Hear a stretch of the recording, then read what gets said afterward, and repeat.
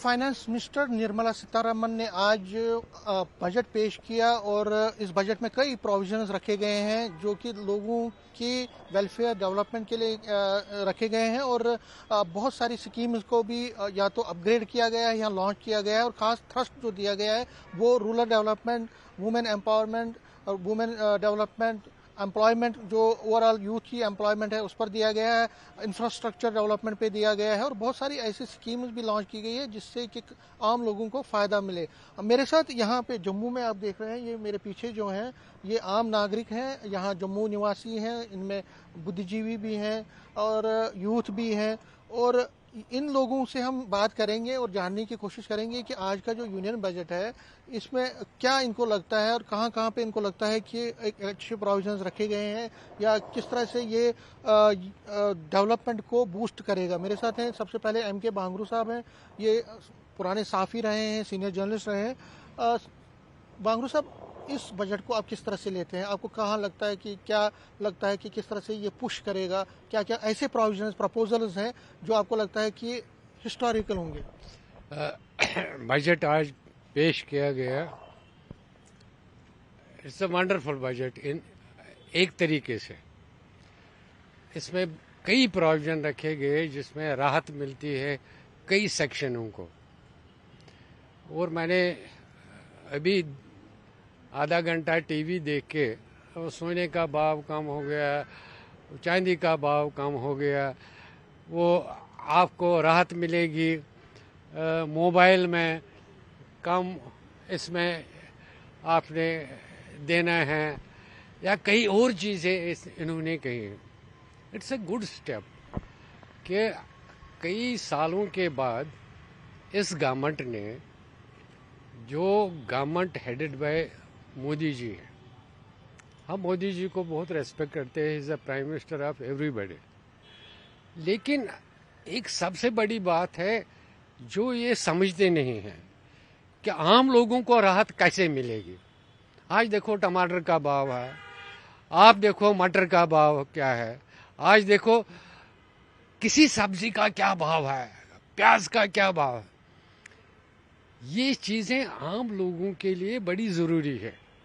अगर हम एक्सपोर्ट करते हैं हज़ारों करोड़ों में, लेकिन पहले तो राहत देंगे अपने लोगों के लिए। दैट इज़ वेरी इंपॉर्टेंट कि यार एक मेरा हमारे जम्मू कश्मीर में आज not less than 2-3 lakh people from Madhya Pradesh, UP, even Uttarakhand, Bihar, Rajasthan से आए हैं। एक मैंने देखा है छत्तीसगढ़ के 110 लोग मैंने अपने इलाके में देखे। मैं आप क्या कर रहे हैं? यहाँ मेरे 500 रुपए का ये मिलता है। मैं कहा 500 रुपए में आप किस तरह, आपको प्याज वगैरह मिलता है? I don't know, these are ingredients to add to taste to your food. But original food क्या है? दाल है। आजकल दाल आपसे 60 में मिलती है, आज की यहाँ राजमा 280 में मिलती है। आज को आप कोई चीज कम पैसे में नहीं मिलती है। नॉन वेज की बात छोड़ दो। आपको लगता है कि जो प्राइस राइस है वो एक इम्पोर्टेंट है और उस पर बजट में there are two things. Price rise is important which government of India, जो गवर्नमेंट ऑफ इंडिया को चेक करनी चाहिए ताकि लोगों को राहत मिले। Second very important thing, Hindustan में आज 144 करोड़ लोगों की आबादी है। मोदी साहब ने आर्टिकल 370 के लिए एक बिल लाई और हटाया। आज हिंदुस्तान में पॉपुलेशन बढ़ रही है, पॉपुलेशन किसी तबके की बढ़ रही है। एक बिल क्यों नहीं लाए कि आप पॉपुलेशन 2 बच्चे हो, एक ही बच्चा हो, एक बच्चे को हम इंसेंटिव देंगे, 2 बच्चे नॉर्मल है, 3 बच्चों को हम जुर्माना करेंगे, ताकि हमारा Hindustan, can you believe, Russia is 6 times more than India in terms of area. वहां जो जहां पॉपुलेशन बढ़ाते हैं उनको free education, free medical aid, लेकिन हमारी कंट्री में पॉपुलेशन इतनी बड़ी है, इसके लिए कौन सी बिल नहीं लाई है? इसके लिए बिल लानी चाहिए कि पॉपुलेशन को कंट्रोल करे। हमारी पॉपुलेशन बढ़ रही है, उससे गुर्बत है, उससे हमारी तबाहियां हैं, उससे हमारी परेशानियां हैं, उससे हमारी बहुत चीजें होती है। विशाल जी हैं, विशाल शर्मा है, यंगस्टर है यहाँ पे। विशाल, यूथ की अगर हम बात करें, मुद्रा स्कीम है, उसको 10 लाख से बढ़ाकर 20 लाख कर दिया है, और बहुत सारी स्कीम्स हैं, स्किल डेवलपमेंट पे फोकस है ताकि एम्प्लॉयमेंट जनरेशन हो। आपको क्या लगता है, यूथ के लिए, जो अनएम्प्लॉयड यूथ है उनके लिए जो प्रोविजन है उनको फायदा मिलेगा? देखिए, अगर आप बजट को ओवरऑल देखेंगे तो जैसे हम हर बार कहते हैं कि मिक्स बजट है और हर किसी के लिए कुछ ना कुछ है। किसी के लिए पॉजिटिव है, किसी के लिए बिट नेगेटिव है। यूथ की बात करें तो जाहिर सी बात है एम्प्लॉयमेंट जनरेशन के लिए और स्टार्टअप के लिए, क्योंकि स्टार्टअप इंडिया एक ऐसी कैंपेन है जिसके जरिए यूथ को एक नई डायरेक्शन मिली और एक सेल्फ सस्टेन्ड होने का मौका मिला और एक अच्छी शुरुआत है। अगर मुद्रा स्कीम में यूथ को एक लोन में ईजनेस अगर की गई है तो बहुत बेटर है। लेकिन इस बजट में जो एक निराशाजनक चीज देखने को मिली वो ये मिली कि अगर एक इकोनॉमिक वीकर सेक्शन में जो व्यक्ति बिलोंग करता है, जिसे कि इस बात पर इकोनॉमिक वीकर सेक्शन में डिक्लेयर किया गया है कि उसकी जो इनकम है वो 7 लाख से कम है, लेकिन अब उसे टैक्सेबल बनाया गया है 3 लाख पर। तो जाहिर सी बात है जो 7 लाख पर होकर इकोनॉमिक वीकर सेक्शन में फॉल करता है और अगर वो 3 लाख पर अपना टैक्स पे करेगा तो एक निराशाजनक तस्वीर इस बजट की देखने को मिली है। उसके अलावा एमएसएमई के लिए अच्छे ऑप्शंस हैं। जम्मू क्योंकि टूरिज्म का हब है, मुझे लगता है जो पॉलिसी और जो बजट टूरिज्म के लिए दिया गया है, और फिलहाल तो स्पेसिफिक जम्मू के लिए नहीं है, बट एक ओवरऑल जो बजट है मुझे लगता है कि उसमें से अगर जम्मू को बजट एलोकेट होता है तो बेहतर रहेगा जम्मू के टूरिज्म के लिए। बट उसमें भी एक चीज मिसिंग है कि आपने टूरिज्म सर्किट का जिक्र नहीं किया। अगर आप जम्मू स्पेसिफिक टूरिज्म सर्किट का जिक्र करते, डोडा, भद्रवाह, किश्तवाड़, तो एक अच्छा मुझे लगता है कि टूरिज्म को बूस्टअप मिलता। लेकिन होप फॉर द बेस्ट, हो सकता है कि आगे उसमें कोई चेंजेस लाई जाए। तो overall with the slide changes it's a good budget. सबके लिए कुछ ना कुछ जरूर है, लेकिन मुझे लगता है कि ये जो एक टैक्स स्लैब को 3 लाख तक लाया गया है, इस पर थोड़ा सा रिव्यू जरूर होना चाहिए, क्योंकि अगर एक व्यक्ति 7 लाख तक इकोनॉमिकली वीकर है तो वो 3 लाख पर अगर टैक्स देगा तो जाहिर सी बात है वो निराश होगा। ये तो यूथ की बात की हमने, इससे पहले प्राइस राइज पर बात हुई। स्टूडेंट्स के लिए भी बहुत सारे प्रोविजन है। राहुल है मेरे साथ। राहुल, स्टूडेंट जो है उनको अब 10 लाख तक लोन मिलेगा और सिर्फ 3% जो है उनको लोन देना पड़ेगा, उसमें परसेंटेज रखी गई है। तो आपको क्या लगता है कि जो ये स्कीम है, आपको लगता है कि ज़्यादा से ज़्यादा मोटिवेट करेगा स्टूडेंट्स को परस्यू करने के लिए एजुकेशन? सबसे पहले तो मैं धन्यवाद करूंगा माननीय हमारे यशस्वी प्रधानमंत्री जी नरेंद्र मोदी जी का, और यूनियन फाइनेंस मिनिस्टर जो हमारी निर्मला सीतारमन जी है, जिन्होंने ये यूथ के लिए एक बहुत बड़ा स्टेप उठाया। क्योंकि जो एजुकेशन है, पढ़ाई लिखाई है, तभी हम आगे बढ़ सकते हैं। अपना रोजगार चाहे खोले चाहे कुछ करें, ये बहुत बड़ा एक स्टेप है। 10 लाख पे 3% का सिर्फ इंटरेस्ट, हर घर में ये स्कीम पहुंचेगी, हर घर की योजना पहुंचेगी। उसके लिए मैं बहुत बहुत धन्यवाद करूंगा और आभार व्यक्त करूंगा। जो बाकी प्रोविजन, जैसे उन्होंने कहा कि हम जो इंफ्रास्ट्रक्चर है उस पर पैसा, सड़कें हैं, रोड्स हैं, बाकी चीज़ें हैं, हेल्थ है। मैं एक बात इसमें ऐड करना चाहूँगा, ये सब चीज़ें तो मोदी गवर्नमेंट में जितनी हुई तो आप भी भली भांति जानते हैं, और किसी भी गवर्नमेंट में नहीं हुई। बट मैं इसके साथ एक और ऐड करना चाहूँगा, जितना हो सके तो उतना गवर्नमेंट ऑफ इंडिया को यूथ की जॉब्स के लिए भी सोचना चाहिए, चाहे वो गवर्नमेंट जॉब्स है चाहे सेंट्रल और स्टेट। उसके लिए जॉब्स की बात कर रहे हैं, उसमें एम्प्लॉयमेंट की कई प्रोविजंस को रखा गया, लेकिन आप चाहते हैं कि ज्यादा से ज्यादा हो, क्योंकि खासकर जम्मू कश्मीर में इंडस्ट्री जो है उसकी डेवलपमेंट आप चाहते हैं। आईटी हब्स होने चाहिए, इंडस्ट्रियल एरियाज होने चाहिए। जो बेचारे यूथ बाहर नहीं सरवाइव कर पा रहे, अपने घर बाहर को माता पिता उनके यहाँ बुजुर्ग बैठे हुए हैं, उनके पास आएंगे, यहाँ रहेंगे। जब यहाँ कंपनीज आएगी तो उसके लिए भी एक बारी मोदी जी को सोचना चाहिए कि यूथ्स की जॉब के लिए जम्मू कश्मीर में क्या एक स्टेप उठाया जाए। ठीक है, आपका नाम सर? मेरा नाम पवन कोल है।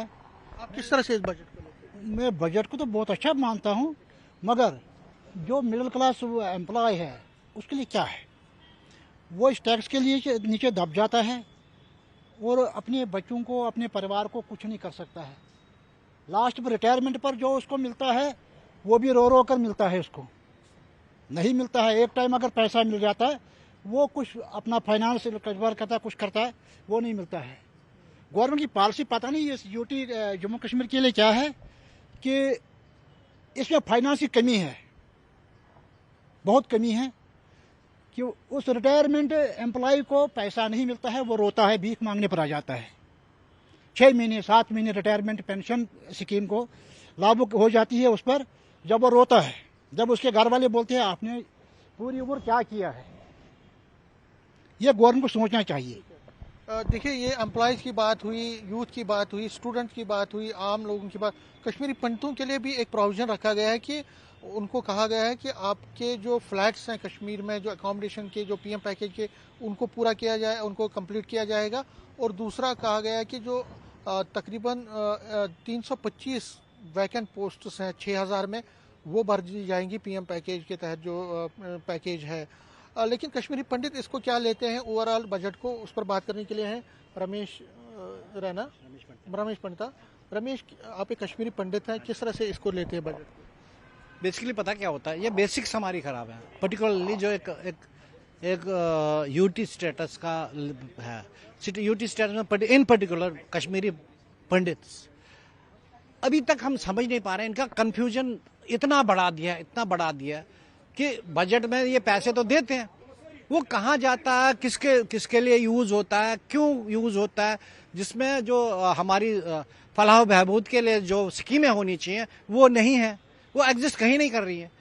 55 स्कीमें ऐसी हैं जो सोशल वेलफेयर के अंडर आती हैं।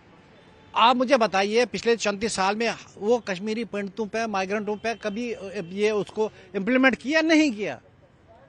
नहीं किया।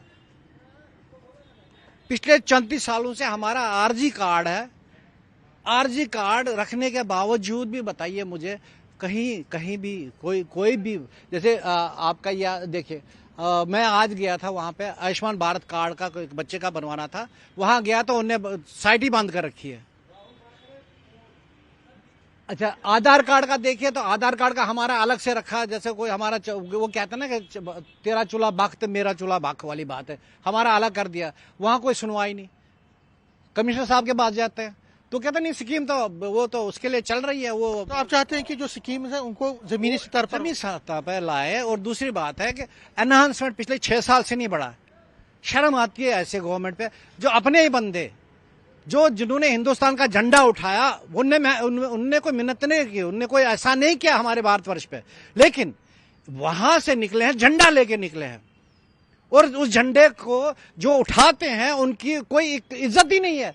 जो हमारे आते हैं, बांग्लादेशी आते हैं, रोहिंग्या आते हैं, उनको बिजली का कनेक्शन भी फ्री देते हैं, पानी का कनेक्शन भी देते हैं, और बाकी जो यहाँ पे जो हिंदुस्तान के लिए सोचता है, हिंदुस्तान के लिए मरता है, उसको कोई पूछ ही नहीं है। तो ऐसी सिचुएशन में कहीं ऐसा ना हो कि ये जो ग्रुप है, ये जो माइग्रेंट्स हैं, कश्मीरी माइग्रेंट्स हैं, कहीं ये कोई गलत कदम ना उठाए। तो देखिए, जो ओवरऑल सिनेरियो है, जिस तरह मैंने बात की, कश्मीरी पंडित हों, अनएम्प्लॉयड यूथ हों, स्टूडेंट्स हों, बाकी लोग हों, हर एक से बात की, और मिला जुला इस पे रेस्पॉन्स है। कई लोग इसको बहुत अच्छा मानते हैं, कई लोग कहते हैं कि कुछ और प्रपोजल्स होनी चाहिए, जिससे कि खासकर महंगाई एक बड़ा इशू है, उस पर काबू पाने की कोशिश करनी चाहिए। इसी तरह से जिस तरह कश्मीरी पंडित भी कह रहे थे कि उनकी भी कोई दिक्कतें हैं, उस पर होना चाहिए। और कई लोग ये भी कह रहे हैं कि जो स्कीम्स हैं, स्कीम्स तो अच्छी होती हैं, लेकिन ज़मीनी सतह पे जब तक वो इम्प्लीमेंट नहीं हो तब तक उसका फ़ायदा नहीं पहुंच सकता। कैमरामैन साहिबा के साथ में समीर भट्ट, न्यूज़ 18 जम्मू।